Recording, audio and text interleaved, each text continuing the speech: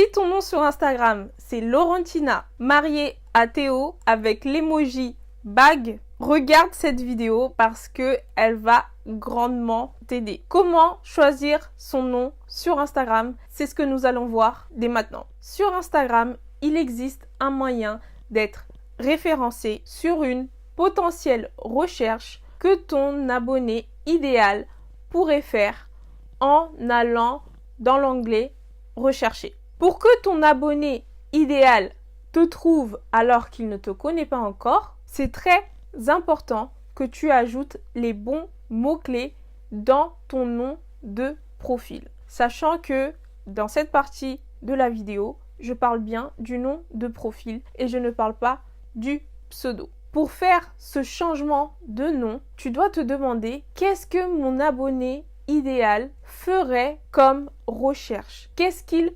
recherche? Ça peut être un nom de métier, ça peut être un domaine, ça peut être une thématique ou ça peut être une localisation. Il y a des personnes qui ne mettent pas le nom de leur thématique, le nom de leur offre, le nom de leur métier dans leur nom Instagram, mais ce sont des personnes qui sont très connues, qui ont déjà construit une marque consolidée. Mais si toi, tu débutes sur Instagram et que tu souhaites être trouvé par ton abonné idéal, je te conseille d'utiliser ton nom sur Instagram pour divulguer ta niche, ton offre, ton métier ou ta thématique. Exemple, tu vas mettre ton prénom et ton nom de famille si tu le souhaites. Tu vas mettre un trait et à côté, tu vas mettre Social Media Manager, par exemple. Ça donnerait Mathilde-Nutrition pour la niche de l'alimentation. Ça donnerait Sandra-Coach de vie.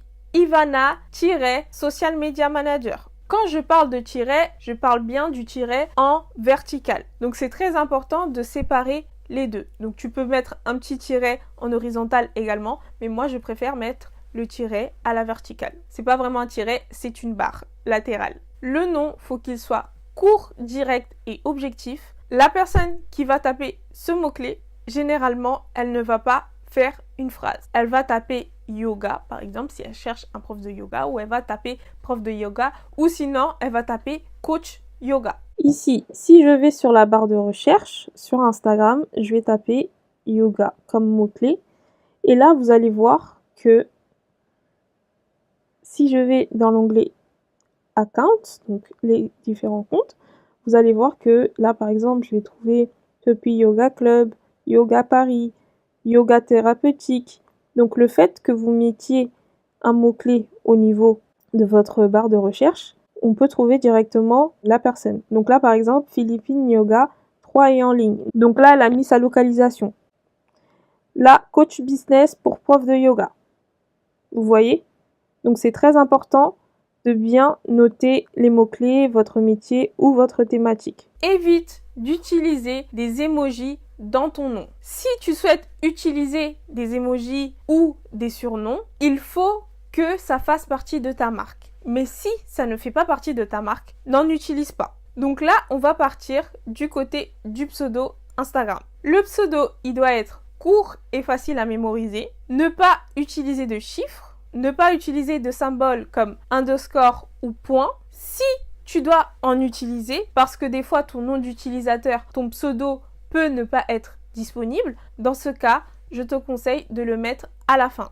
Je te donne mon exemple. Mon nom d'utilisateur sur Instagram, c'est Lei Pereira avec 2 underscores. Pourquoi j'ai ce pseudo? Parce que le mien, il n'était pas disponible. Sinon, j'aurais mis le nom de mon domaine, de mon site internet. Donc mon nom de domaine c'est leilapereira.net. Ça aussi c'est une option pour vous. Si vous avez un nom de domaine qui est disponible, vous pouvez le mettre en pseudo. Pour moi ça aurait été le meilleur, mais ce n'était pas disponible. Donc j'ai essayé de mettre Leila Pereira, pas dispo. Donc j'ai contracté Lei Pereira, pas dispo non plus. Donc j'ai rajouté 2 underscores à la fin du pseudo. Pourquoi j'ai fait ça? Parce que les personnes, généralement, si elles te recherchent par ton prénom et nom, elles vont mettre Leila Pereira tout collé. Et s'il y a un point ou un underscore au milieu, elles vont avoir plus de difficultés à vous trouver. Je ne dis pas qu'elles ne pourront jamais vous trouver, mais il y a plus de chances qu'elles ne vous trouvent pas. Alors que si c'est tout collé, les 2 tirets qui sont à la fin ne dérangent pas. Parce que si par exemple mon pseudo était Leila Pereira, 2 tirets à la fin, il suffit qu'il tape Leila Pereira et il me trouve. Et pour le pseudo, vous pouvez faire une combinaison. Par exemple, vous pouvez mettre Leila Pereira, votre nom complet. Ou sinon, vous pouvez faire Leila Coaching. J'aurais pu mettre mon ancien pseudo de mon ancien compte, c'était Coaching by Leila. Donc oui, vous pouvez agencer. Moi, j'aurais pu mettre Leila Coaching. J'aurais pu mettre Mentor Leila. J'aurais pu mettre Leila Branding, Leila Positionnement. En fait, vous pouvez vraiment mixer en fonction des mots-clés de votre niche pour vraiment vous créer un pseudo qui puisse refléter sur votre profession, sur ce que vous faites, sur votre expertise. J'espère que cette vidéo t'a été utile. On se retrouve dans la prochaine vidéo où je vais t'expliquer étape par étape comment créer une biographie Instagram attrayante. On se retrouve dans la prochaine vidéo.